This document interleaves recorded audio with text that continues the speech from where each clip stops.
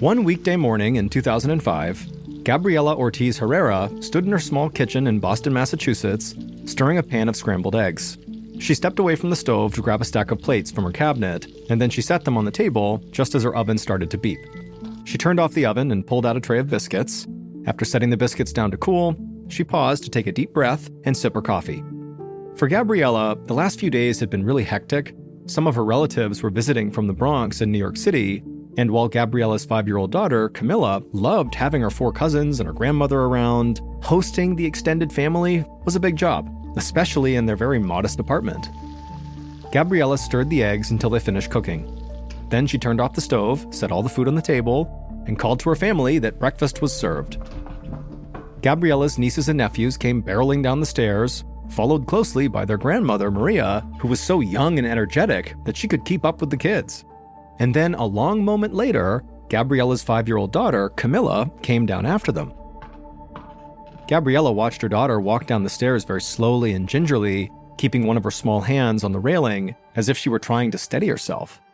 The little girl made it to the bottom of the stairs and slowly walked into the living room, but then she accidentally bumped into the coffee table and started looking around as if she didn't even understand that she had walked into the table.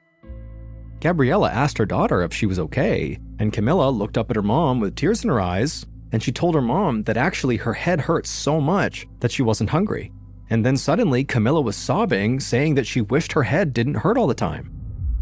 While her relatives filled their plates, Gabriela squatted down next to her daughter and wiped the tears away from her cheeks. For the last few months, Camilla had been complaining that she had a headache almost every single day. At first, the pain did not seem that bad, so Gabriela figured her daughter was just tired or maybe dehydrated from playing so hard, and so Gabriela had just given her daughter water and over-the-counter medicine, and Camilla did seem to get better. But in the last few days, Camilla's headaches had gotten so bad that they were making her cry like this, and now she wouldn't even eat because of her headache. Gabriela turned around to her extended family and explained what was going on with her daughter. She said she had to take Camilla to the hospital to get her headaches checked out. Camilla's grandmother insisted on going with them, and that meant that all the cousins would be coming too. So all the family pushed their food aside, and they all packed into Gabriela's car and headed towards Boston Children's Hospital.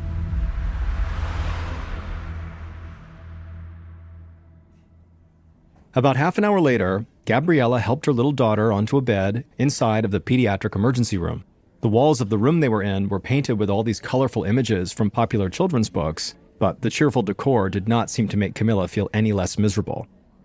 The only thing that helped her was the fact that her dad, Joel, had shown up at the hospital too. Gabriela had called him at work, and he had left early to come be with the family.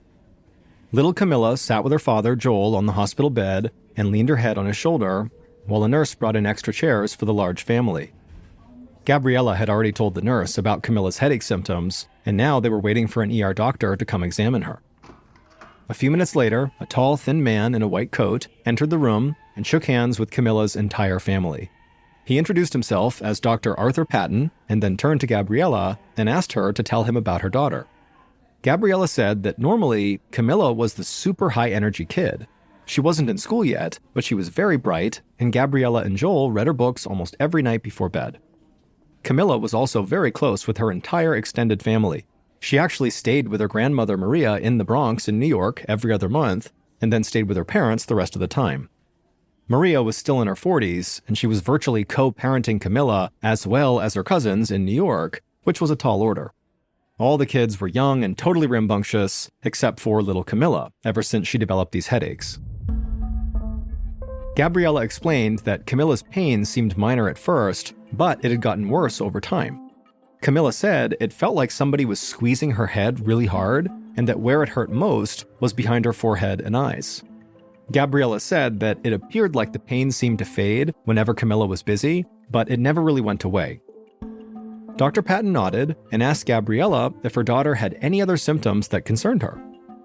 Gabriela said that actually yes, recently, in addition to these headaches, her daughter had seemed clumsier than normal. She would bump into things as if she wasn't seeing them, and once when she was eating, it was like she couldn't figure out how to use her fork during dinner, which totally didn't make sense. But Gabriela admitted that, perhaps her daughter was kind of teasing her with the silverware thing, but she really couldn't be sure. Dr. Patton made a note of this. Then he asked if little Camilla took any regular medications, and her mother said no. Sometimes she gave her daughter over-the-counter pain medicine, but that was it. Dr. Patton nodded. He said headaches were common and usually went away on their own. But the fact that Camilla's pain had lasted so long and become so severe was concerning. Plus, her clumsiness could be a sign of a neurological problem. Gabriella's stomach twisted with anxiety, and she started worrying that she had waited too long to bring Camilla to a doctor. She knew she must have looked terrified because Dr. Patton quickly assured her that little Camilla was almost certainly fine. They just needed to perform a quick physical examination to make sure. Camilla's father, Joel, helped Camilla sit upright while the doctor checked her vital signs. He tested her pulse, blood pressure, and temperature, and felt along her scalp and temples for sore spots. After that, he shined a small light into her eyes to make sure her pupils dilated correctly, and then Dr. Patton stepped back and told the parents that their daughter seemed normal. But Camilla was obviously in a lot of pain, and so the doctor said he didn't want to send her home quite yet without making absolutely sure she was okay. So the doctor offered to call in the hospital's neurology fellow, who had just finished his medical training, for a second opinion.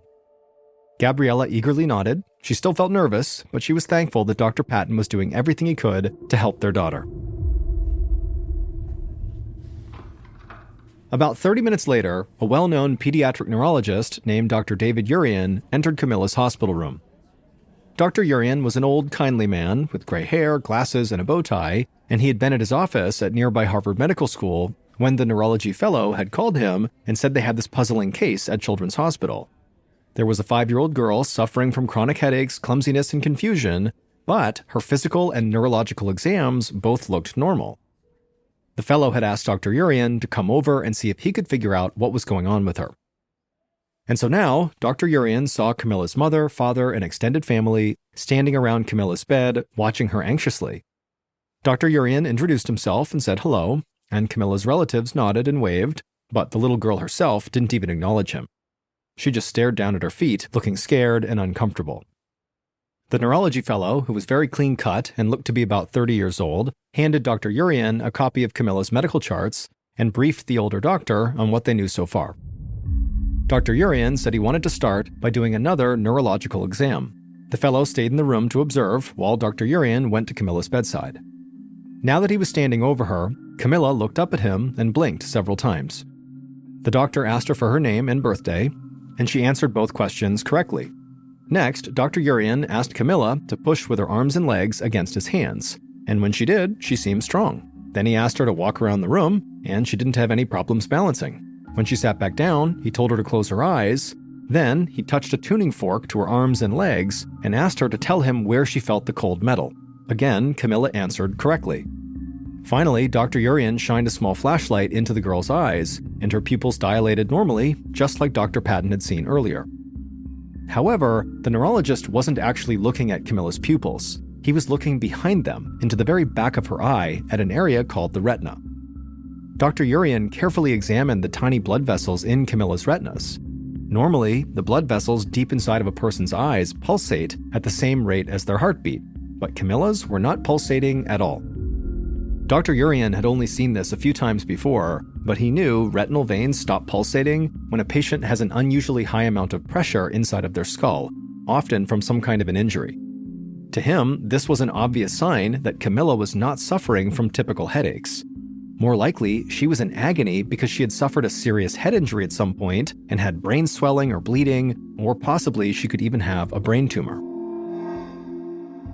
Dr. Urian didn't want to alarm Camilla's family, so he quietly excused himself and asked the neurology fellow to join him in the hall. And once they were out there, Dr. Urian quietly explained what he had seen inside of the girl's eyes. Then Dr. Urian went back into the room and told Camilla's family that he wanted to get a better idea of what was happening in Camilla's head by performing what's called a CT scan, which is a type of X-ray that creates detailed pictures of a patient's internal organs. Camilla's mother, Gabriella, looked very nervous and overwhelmed, but she said okay, and so Dr. Urian called the radiology department to order the scan.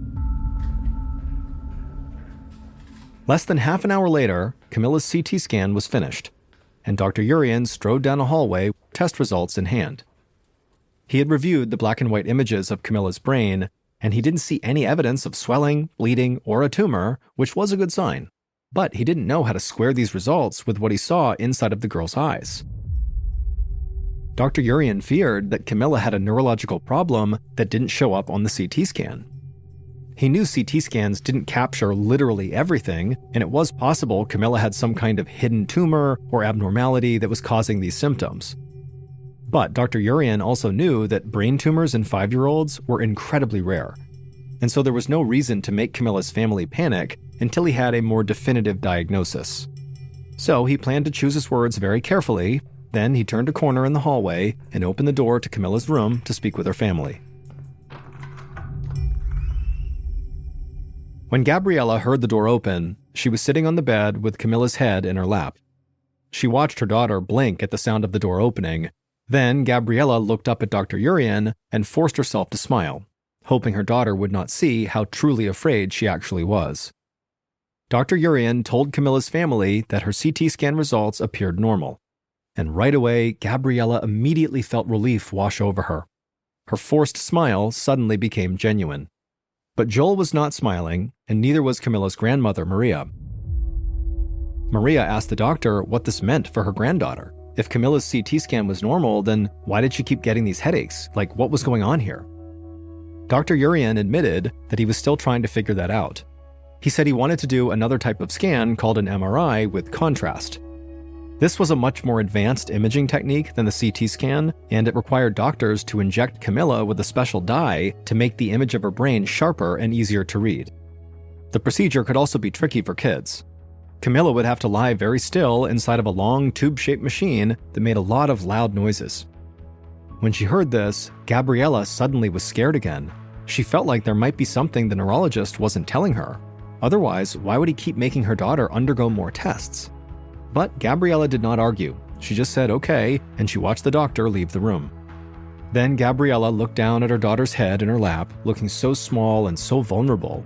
She gently brushed Camilla's long dark hair behind her ear and wondered what doctors could be looking for inside of her head.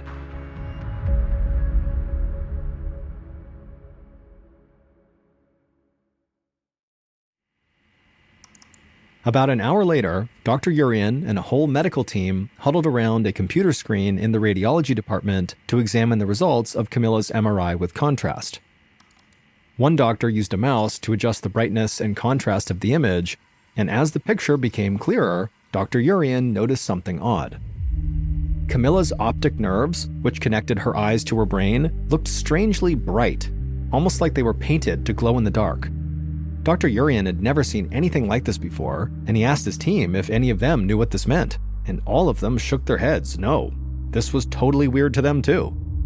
Unsure what else to do, the neurologist called the hospital's eye doctor, who told Dr. Urian to send Camilla right over for an exam. Just a few minutes after Camilla's eye exam, Dr. Urian, who was still in the radiology department looking over Camilla's MRI results, got a call back from the hospital's eye doctor. And he said something truly shocking. Camilla was almost totally blind. She had practically no vision at all in her right eye, and her left eye wasn't much better. Dr. Urian was speechless. Camilla had never said a word to her mother, her father, or grandmother about not being able to see. But the eye doctor told him that was actually pretty normal. Children Camilla's age often don't voice concerns about their vision because the way they see the world is kind of what's normal to them. They don't really know how they're supposed to see things yet. Dr. Urian thanked the doctor and hung up. He looked back at Camilla's MRI results, which now made a little more sense. Her optic nerves had somehow gotten damaged, and that's why they looked so strange on the MRI. Camilla was not gradually becoming clumsy and confused because of a brain tumor. The child literally couldn't see. But all of this didn't explain why Camilla had lost her vision or how they could preserve the eyesight she still had. Clearly, pressure had to be building up in Camilla's skull, Dr. Urian thought, but from what? If it wasn't due to bleeding, swelling, or a tumor, maybe it was from an infection. And so now, Dr. Urian wanted to do one more test, and he already knew Camilla and her whole family were not going to like it. Later that afternoon, Gabriella sat next to Joel and Camilla on the hospital bed. They'd been in the ER for hours. Camilla's cousins were all bored and tired, and Maria just flipped kind of mindlessly through TV channels, hoping to find something to keep the kids entertained. Meanwhile, Camilla's headaches were relentless. After her eye exam, she'd come back into the room and laid down with her eyes shut, and she'd barely moved since. Just then, Gabriella heard a knock at the door, and Dr. Urian came inside. He said he had some surprising news. The results from Camilla's eye exam showed that she was almost completely blind. Gabriella just stared at the doctor in shock. She thought back to the evening when Camilla couldn't figure out how to use her fork, and she realized her daughter wasn't playing games. She really could not see the food on her plate. All those times Camilla had seemed confused or bumped into things, it was because the whole world looked blurry to her. Gabriella couldn't believe she'd missed something that now seemed so obvious. She looked over at Joel, who seemed just as dumbfounded. But before Gabriella or Joel or Maria could ask any questions, Dr. Urian said he wanted to perform yet another test to figure out what was causing the girl's blindness. He said Camilla needed to undergo something called a spinal tap, which is a procedure where doctors insert a needle into the patient's spine and remove the sample of cerebrospinal fluid. Analyzing this fluid can help doctors diagnose brain infections. But at this point, Gabriella was starting to feel like her daughter was turning into a human pincushion. Camilla had already had a physical exam, 2 neurological exams, an eye exam, a CT scan, and an MRI with contrast. Now, Dr. Urian wanted to jab a needle into her daughter's spine? Gabriella wondered if this was too much for her daughter. But Dr. Urian promised the procedure might be scary sounding, but it was safe. Plus, it was necessary, because he still hadn't determined the cause of Camilla's terrible headaches, let alone her vision loss. Gabriella took a deep breath and said, "Okay, fine," as Joel wrapped an arm around her shoulders for support. A few minutes later, a different doctor came into the room to perform the spinal tap. He instructed Camilla to lie sideways on the bed and curl up into a ball. Gabriella held her daughter's hand tightly as the doctor cleaned Camilla's lower back and gave her a numbing shot. Then the doctor inserted a long, thin needle into Camilla's spine. The needle was attached to a syringe, and as the doctor pulled the stopper backwards, the syringe slowly filled with clear fluid. The doctor removed the needle, placed a bandage on Camilla's back, and said they would send her spinal fluid to the lab for analysis right away. Then the doctor left the room, and Gabriella loosened her grip on her daughter's hand.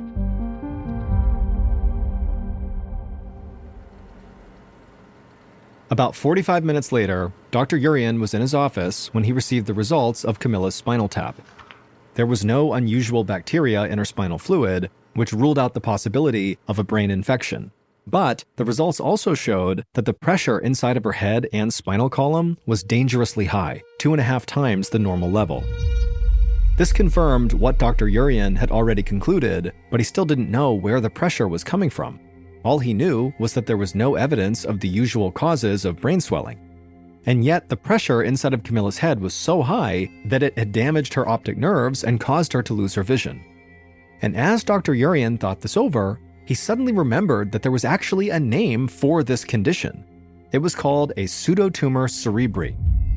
This meant Camilla had many of the symptoms associated with a brain tumor, but didn't actually have a tumor. This condition was so rare, especially in children, that Dr. Urian had not even considered it until just now. Dr. Urian rushed back to Camilla's hospital room and told her family about her diagnosis. He said pseudotumors can be caused by a variety of things, and he needed their help to figure out what caused this one in Camilla. The neurologist asked the family again if she took any medications or if there was any way she could have taken somebody else's medication by accident. Camilla's mother, father, and grandmother all said no, there was no way. Dr. Urian didn't want to offend Camilla's guardians by continuing to press them, so he printed out a list of all the possible causes of Camilla's condition and gave it to her family. Her mother, father, and grandmother quickly began to look over this list, and before long, the doctor noticed Camilla's grandmother, Maria. Her expression completely changed. Her eyes widened as she stared at the sheet, and then she looked up at him in a total panic. Maria said she might know what made Camilla sick, but she would have to go all the way home to the Bronx to get it.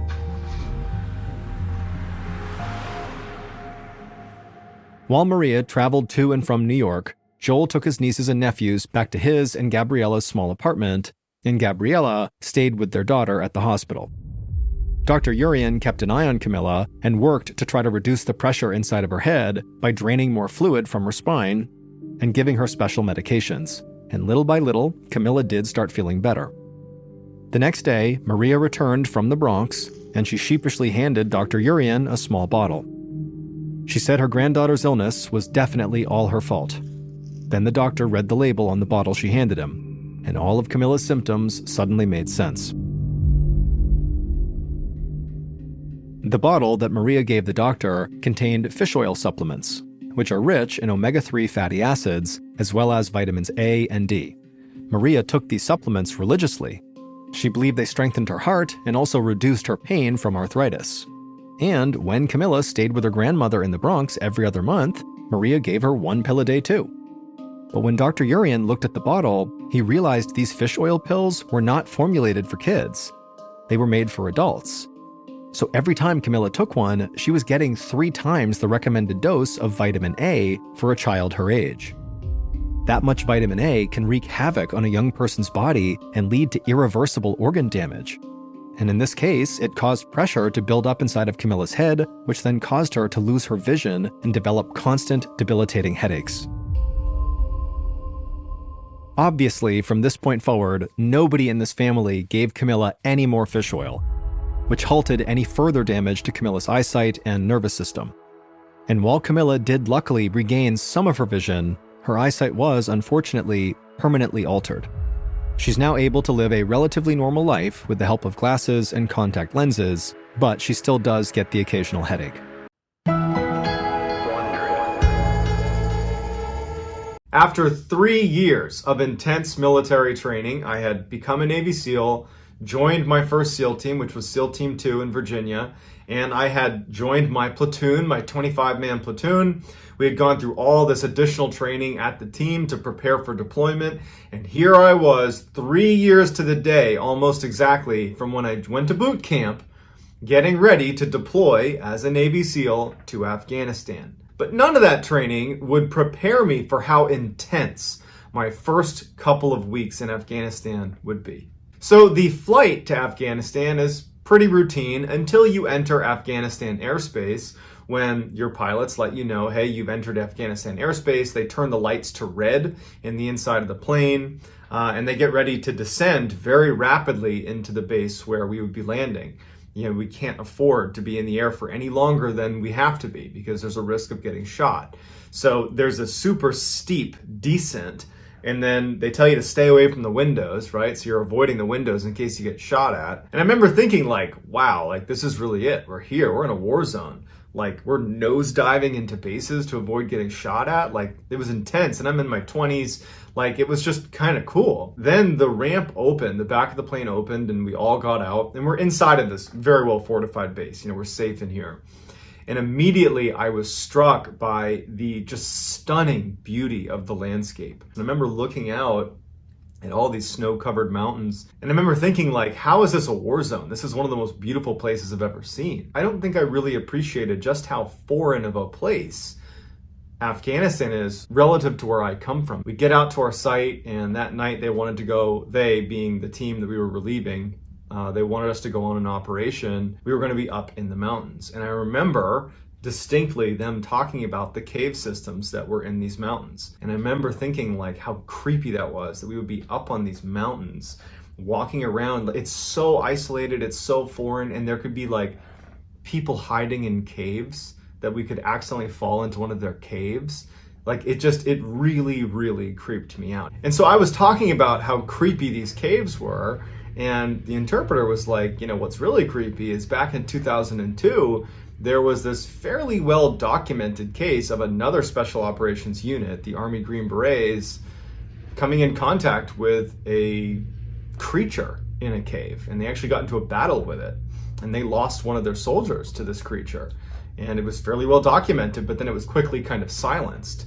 I mean, certainly the story was interesting, but I didn't really believe it. Maybe it was some animal, maybe it was some person, whatever it was, there was some explanation to it. It wasn't until now that I actually started exploring different strange occurrences and strange events, and I looked and found some testimony from one of the soldiers that came forward anonymously, who was a part of this operation where they came in contact with this creature in Kandahar. And what struck me about his testimony is it sounds authentic. So what I'm gonna do is I'm gonna tell that soldier's story, and I'm gonna tell the other kind of corroborating witness stories as well, to try to give you a picture of what happened in Kandahar in 2002, and you can be the judge if you think this is fact or fiction. But before we get into today's story, if you're a fan of the strange, dark, and mysterious delivered in story format, then you come to the right place, because that's what my channel is all about, and I upload 3 to 4 times a week. So if that interests you, I would encourage you to please gently ravage the like button and then subscribe to my channel and turn on all post notifications so you don't miss any of those 3 to 4 weekly uploads. All right, guys, let's get into the story. In 2002, an Army infantry unit just vanished. They were on patrol in the Kandahar mountain range in Afghanistan, and they stopped using the radios. They stopped calling in. No one knew what was going on. They didn't call in a TIC, which stands for Troops in Contact. Basically, any military unit, if you're out on an operation and you start getting shot at, you radio in to your higher command, hey, troops in contact, or TIC, which signals to them, you need to get aircraft on standby, you need to get ready to send reinforcements, they need to be ready to support you. But they only do that if you signal that you're in a TIC. And it's, a lot of people, if anything, will call it in too early. You know, units are known to call it in almost prematurely sometimes. And so the idea that a unit would vanish without calling in a TIC or any sort of communication about any gunfight or any ambush or anything, it's a little bit strange. And so they disappear. The Army decides that in order to find them, because this is obviously a really big deal, they would get their most elite unit, so the Army Green Berets, that's their very elite special forces, they would send them out to find this missing unit. And so one soldier that was a part of that elite special forces detachment, who just goes by Mr. K, he would come forward years later and tell the story of what happened once they were tasked with this mission. So they leave via helicopters and they fly out to the Kandahar mountain range, about 4 clicks, so 4 kilometers about, from where they believed was this infantry unit's last known location. And so they land and they start doing this fairly methodical search through the mountainside. They knew that they were in enemy territory, and at any time they could get into a gunfight, they could be ambushed. There's all these cave systems all over these mountains. And so it's slow moving to begin with. Plus they're looking for this lost infantry unit. So it's just a very slow movement through the mountains. And so over the first few days, nothing really happened. They didn't come in contact with the enemy. They didn't see any sign of this missing infantry unit. They just walked along the mountains carrying a bunch of gear, and that was it. At some point, they noticed a little bit farther ahead that there was this distinct pathway leading up the mountain and kind of around the corner. And it looked like a goat trail. There were lots of goats that would run around the mountainside, and it looked like a very well-developed goat trail. And they decided, let's just go up there. If nothing else, we can go up onto wherever this leads us and maybe look down across the other side of the mountain and see if we can see anything. And so the team starts making their way up this goat trail. And as soon as they start making their way up, they start noticing that there are little pieces of American military equipment on the ground. There are pieces of radios, like whip antennas and housing of the actual radio itself. They found military-style backpacks as well, and they started finding pieces of uniforms that belonged to the missing infantry unit. They knew based on the patches that were on these uniforms. So as they're walking up this trail of broken equipment and uniforms, they start seeing some bone on the ground. They didn't know if it was human bone or what. They start seeing broken bones scattered on their way up to this kind of plateau. And so now the Special Forces team, I mean, they're incredibly well trained. I mean, I'm not just being biased here. I mean, the Army Green Berets, the Army Special Forces, they're very similar to the Navy SEAL teams, which I was a part of. 2 different units, no doubt, but very much peers. And the level of training you get in handling situations like this one, now granted this one's pretty unique, you're so well trained that when things start getting dangerous, it's like your training just kicks in, and everybody's does. And so I would imagine that when they saw this, what they were thinking is, this was an ambush. This infantry unit was ambushed, and we're probably coming up on the ambush site. And so they're, taking defensive positions, and they're moving slowly and very tactically up this mountain, and they're keeping their weapons pointed at the leading edge on their way up to the top of this mountain. They get to this plateau. It's like a flat section of the mountain, right? It's like a steep mountain, and there's like this little like shelf almost. And there's more equipment scattered and more bones scattered across it. And there's all these cave entrances right in front of them. It's as if they were intentionally placed so that they fed out onto this shelf. And so they start moving towards the mouth of the caves. And they realize, without even getting very close, that even though the mouth of these caves are pretty large and everybody could go into the cave, there is a steep drop off. Like you'd walk in and then it just goes straight down. And someone kind of peered over the edge and couldn't see how far it went down. And they decided that it was just too dangerous to go in there because clearly something happened here where American lives were lost, based on the tattered uniforms and equipment. And so let's just pull back and take up defensive positions looking at the entrance to all of these cave entrances. And so as leadership goes down kind of out of the fatal funnels, if you will, outside of these caves, Mr. K, who's the guy who's told us this whole story, he said he's looking at one of the entrances to the caves and he sees a flash of movement inside of the cave. And he looks over at it. He doesn't have time to react to it or anything. And all of a sudden a spear comes flying out of the cave, this big, massive lance comes flying out and it goes right through one of his teammates whose name was Dan. And so Dan's down. And so the whole team saw that. They didn't see who threw it, but they certainly saw the spear hit Dan. And so as they're shocked and just keeping their weapon up, wondering what's going to happen, out runs this, by Mr. K's account, a 12 to 15 foot tall man with a red beard and red hair down past his shoulders, comes charging out, howling like a war cry. He's got animal skins for clothes. He just looks super dirty. And he runs over to Dan to pull the spear out and probably use it again. And the rest of the team at this point is broken out of their shock of what they're seeing and they start engaging this giant. And the giant didn't really have a chance to fight back. And in 30 seconds, the giant is down too. So Dan's down and the giant is down. And the whole team is like, what just happened? So after the dust had settled and all the shooting had stopped, they went to check on Dan and Dan had passed away. And so they called back into higher headquarters and they're trying to describe what happened. A very large, possibly human creature threw a projectile that hit Dan. And so they sent 2 helicopters out, one to retrieve Dan and the team, the other just to hoist up this very large human-like creature because they wanted to know what it was. And they struggled mightily to get the netting around this big creature. It ended up weighing over 1,100 pounds. It had 6 toes on each foot and it had 6 fingers on each hand.